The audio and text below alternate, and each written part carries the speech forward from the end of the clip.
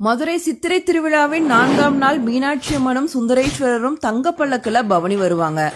இன்னைக்கு மாசி வீதிகள்ல வலம் வராம நேரா கோவிலுக்கு தெற்கே இருக்க வில்லாபுரம் கிராமத்துக்கு சென்று பாவக்காய் மண்டபத்துல எழுந்தருளுவாங்க. அது என்ன பாவக்காய் மண்டபம், வில்லாபுரத்துக்கு அப்படி என்ன சிறப்புன்னு பார்க்கலாம்.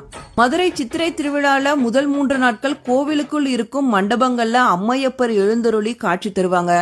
கோவிலுக்கு வெளியே செல்லும் வகையில் அமைந்த 4 மண்டகப்படிகள்ல முதல் மண்டகப்படியாய் இந்த பாவக்காய் மண்டபம் திகழ்கிறது. அம்மையும் அப்பனும் காலை முதல் மாலை வரை இங்கே தங்கி பக்தர்களுக்கு அருள் பாலிக்கிறாங்க.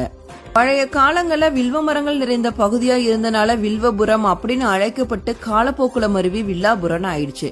இந்த பகுதியில வாழ்ந்த மக்கள் மீனாட்சி சுந்தரேஸ்வரருக்கு வில்வ இலைகளை நாள்தோறும் வழங்கி இறை தொண்டு புரிந்து வந்துள்ளனர்.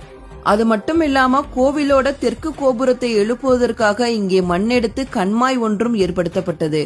கோவில் பணிக்கு ஒத்துழைத்த இந்த மக்களுக்கு மரியாதை செய்ய வேண்டும், எங்கள் மண்டபத்துக்கு இறைவனும் இறைவியும் வந்திருந்து அருள் புரிய வேண்டும் என கூறினர் அம்மக்கள்.